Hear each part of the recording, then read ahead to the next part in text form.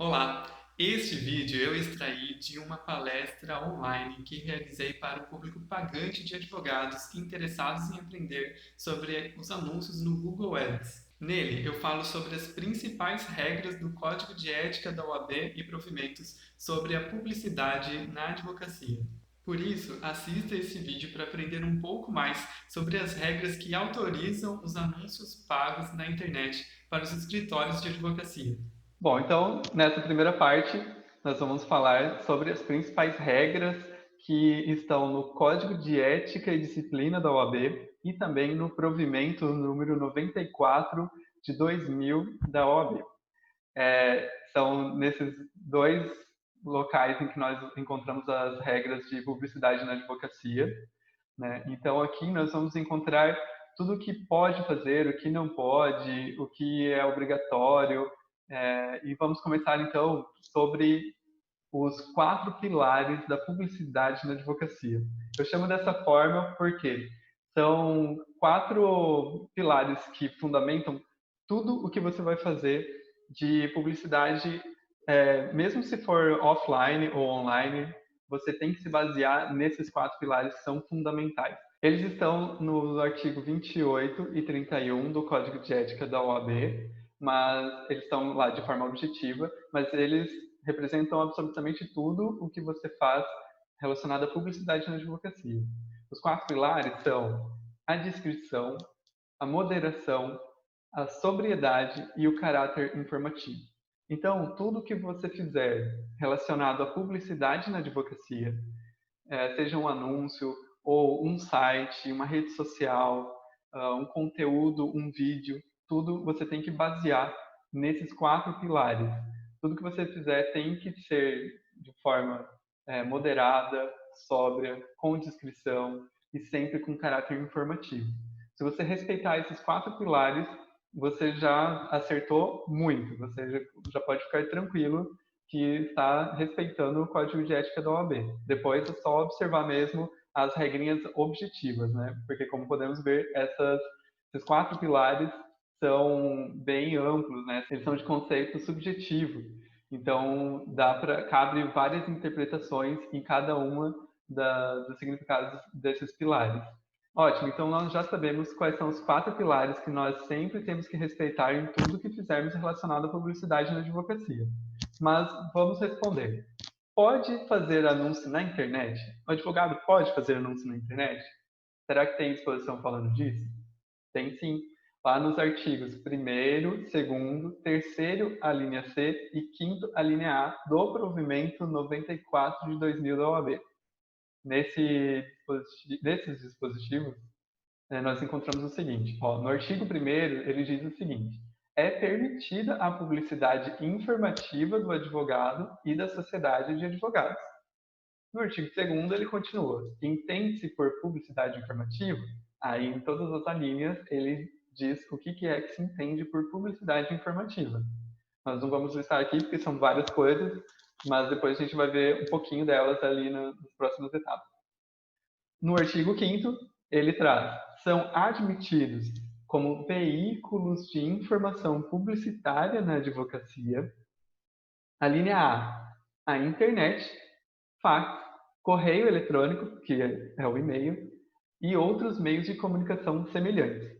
Então, nesse artigo 5º, onde ele diz quais são os veículos de informação em que o advogado pode fazer a publicidade, ele já traz logo na linha A que é permitido utilizar a internet, assim mesmo de forma bem ampla.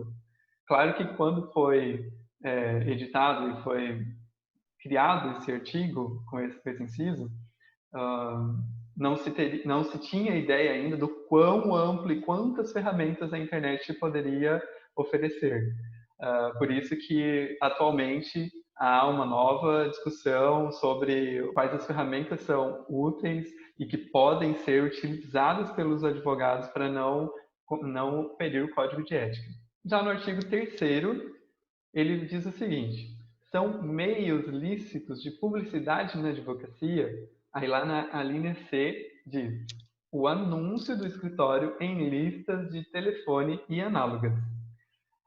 Eu trouxe isso aqui para fazer justamente uma analogia com vocês.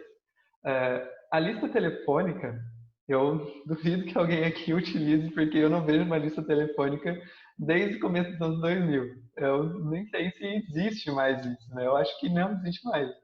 Mas antigamente, nos anos 90, comecinho dos anos 2000 ainda eu acho que existia um pouquinho, era todo mundo tinha uma lista telefônica em casa ou na empresa, tinha uma lista telefônica que era realmente um livrão bem grosso com todos os telefones da cidade e telefone e nome de quem era o proprietário daquela linha. E nessas listas telefônicas tinha uma parte dela que as páginas eram amarelas. Naquelas partes, né, nessas páginas amarelas, as empresas pagavam para colocar o telefone dela em destaque ali. E esse artigo terceiro, ele permite justamente isso, que é permitido, é lícito a publicidade da advocacia como um anúncio nas listas telefônicas. Ou seja, era permitido o advogado pagar para aparecer na página amarela das listas telefônicas.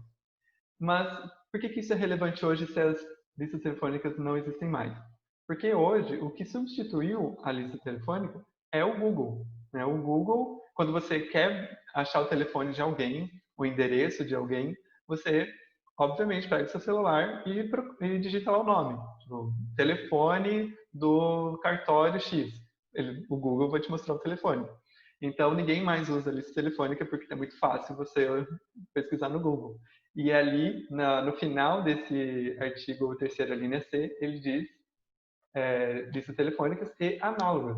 Então, entende-se que o Google é a versão moderna, como uma analogia, das listas telefônicas. Por isso que cabe essa interpretação de que é permitido o anúncio do escritório de advocacia no Google para que as pessoas possam consultar o telefone dele, o endereço, né, e informações básicas do escritório que pagou para aparecer um anúncio dele no Google. Legal, então vamos continuar falando sobre o que deve aparecer nos anúncios. O que deve no sentido de ser obrigatório. Lá no Código de Ética da OAB e também no provimento 94, eu selecionei aqui o que ele diz como obrigatório, quando ele usa a palavra deve. Então, ele diz o seguinte, que o anúncio deve mencionar o nome completo do advogado e o número da inscrição na OAB. Isso está lá no artigo 29, caput do Código de Ética e Disciplina da OAB. E também diz o seguinte, o uso das expressões escritórios de advocacia ou sociedade de advogado deve estar acompanhado da indicação do número de registro da OAB ou o nome ou do nome e do número de inscrição dos advogados que integram. Aqui ele repete, na verdade, né, no artigo 29, parágrafo 5º, ele repete um pouco do caput, mas para dizer o seguinte, que se você vai anunciar como advogado individual, tem que ter o seu nome completo e o número da OAB, mas se você vai anunciar como um escritório, como uma sociedade de advogados, também tem que aparecer o nome dessa sociedade junto com o número de inscrição da sociedade na OAB, ou então o nome dos advogados que integram ela, junto com o número de inscrição na OAB também. Isso é obrigatório. E mais uma disposição obrigatória que aparece no Código de Ética é que o anúncio no Brasil deve adotar o idioma português e, quando em idioma estrangeiro, deve ser acompanhado da respectiva tradução. Eu trouxe isso aqui porque, por mais que pareça óbvio que os anúncios sejam feitos em português, essa é uma disposição obrigatória também, que traz no Código de Ética e Disciplina. As demais disposições, elas vêm mais no sentido de que o que pode ser feito e o que não deve ser feito. Né? O que não deve, ele é uma lista até um pouco maior, a gente vai ver daqui a pouquinho, mas o que o Código de Ética traz como obrigatório seriam basicamente esses três dispositivos aqui, e sem falar também, claro, naqueles 4 pilares que são obrigatórios em qualquer situação. Dando sequência, então, vamos falar um pouquinho do que pode aparecer nos anúncios. Gente, o que pode aparecer são muitas coisas, né? Muitas coisas. Mas hoje nós vamos falar aqui um pouquinho das principais regras, né? Não vou nem falar de todas essas que eu selecionei. Eu convido vocês a lerem esses artigos que eu vou mencionar aqui, mas eu trouxe algumas das principais do que você pode utilizar nos anúncios para escritórios de advocacia. No artigo 29 do Código de Ética, diz o seguinte, que pode fazer referência a títulos. Por exemplo, se é doutor em direito, mestre, né, mas sempre títulos relacionados ao universo do direito. Se você é doutor em educação física, por exemplo, não pode mencionar o seu doutorado no anúncio de advocacia. Pode fazer referência a qualificações profissionais, sempre também do universo do direito, especialidades, que são os ramos do direito, né? Você pode dizer qual é o ramo do direito que você atua com preferência ou então com especialização. O endereço do seu escritório, o local de atendimento, horários do expediente, meios de comunicação, por exemplo, WhatsApp, telefone, e-mail. No artigo 2º do provimento 94, diz que pode aparecer a identificação pessoal e curricular do advogado ou da sociedade de advogados. Então, no seu site pode ter o seu currículo. O endereço do escritório, repetiu aqui novamente essa regra. Informações também dos canais de comunicação, como e-mail, telefone. E também as áreas ou matérias jurídicas de exercício preferencial. Aqui nesse artigo 2º é interessante que ele usa essa palavra de as matérias jurídicas de exercício preferencial, porque muitas vezes o advogado não é especialista, com título de especialista em uma matéria, mas ele atua preferencialmente numa área específica. Então ele pode dizer que ele é especializado nessa área porque ele só atua nessa área específica, né? Uma área preferencial de atuação dele, e ele pode informar isso. Outra coisa que pode fazer o artigo 3º do provimento 94 diz que pode aparecer divulgação das informações objetivas relacionadas ao advogado, à sociedade de advogados, com modicidade nos meios de comunicação escrita e eletrônica. Aqui ele abre também um pouco para o subjetivo, né? Ele cabe várias interpretações nesse artigo, mas ele, juntando esse dispositivo com aqueles 4 pilares que a gente falou antes, dá para você formar mais uma segurança sobre o que você vai publicar como um anúncio ou como um conteúdo de blog ou de rede social, se baseando nesse artigo 3º, porque você vai criar um conteúdo com informações objetivas sobre você como advogado ou da sua sociedade de advogados, mas sempre respeitando aqueles 4 pilares, né? Tanto é que aqui nesse artigo ele repete com modicidade e nos meios de comunicação escrita e eletrônica. Por fim, nós vamos falar do que não pode fazer. De forma objetiva, o Código de Ética e o Provimento 94 traz algumas listas do que não pode fazer, o que é realmente proibido pelo Código de Ética. Mas são muitas coisas, por isso que hoje nós vamos falar só das principais regras, tá bom? Por exemplo, no artigo 4º do Provimento 94, tem lá várias disposições do que não pode fazer, mas eu trouxe aqui algumas delas, algumas principais. Por exemplo, não pode mencionar quem são os seus clientes, ou então quais são os processos, demandas sobre o seu patrocínio. Sabe que alguns sites de outras empresas mostram lá, quem são nossos clientes? Empresa tal, empresa tal, empresa tal. E isso o advogado não pode fazer.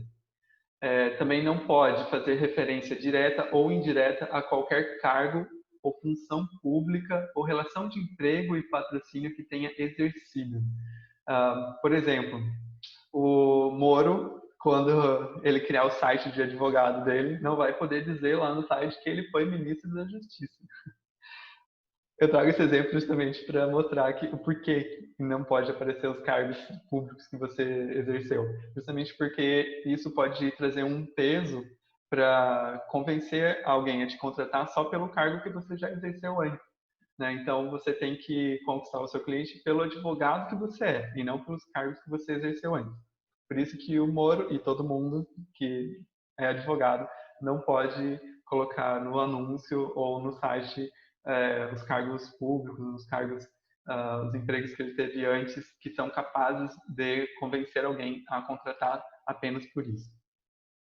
Também não pode utilizar emprego de orações ou expressões persuasivas, de autoengrandecimento ou de comparação. Isso aqui é muito relacionado àqueles anúncios bem comerciais mesmo, por exemplo, anúncios das Casas Bahia. E todos os anúncios bem comerciais, no final do anúncio, sempre tem alguma chamada para ação. No inglês e no universo do marketing digital, nós utilizamos a sigla CTA, que é Call to Action, que seria a tradução direta, chamada para uma ação. No final do anúncio, normalmente tem uma chamadinha que diz o que a pessoa deve fazer. Por exemplo, contrate agora, aproveite essa promoção, uh, ligue, ligue com urgência, alguma coisa, alguma ação que você pede para a pessoa fazer assim que ela vê o seu anúncio, né? Você usa métodos e palavras persuasivas para fazer com que a pessoa tome uma atitude a partir daquilo que ela acabou de ler, daquele anúncio, daquele texto, daquela publicação. E isso não pode ser feito na advocacia. Você pode até fazer uma chamada para ação, mas não pode ser com expressões persuasivas, né? Aproveite a promoção, contrate agora, honorários com desconto.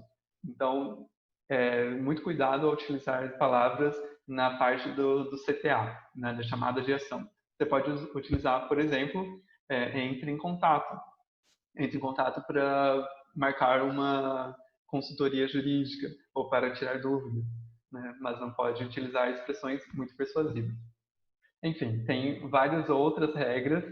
A gente tem muito conteúdo para falar hoje, então eu vou só recomendar que vocês leiam o artigo 4º do Provimento 94 de 2000 da OAB e também outras disposições lá no Código de Ética que também traz o que não pode fazer, tá bom? Mas eles trazem bem de forma objetiva uma lista de regras que não podem ser feitas na publicidade. Gente, com isso nós encerramos a primeira parte, em que eu queria passar para vocês pelo menos os principais artigos sobre a publicidade na advocacia.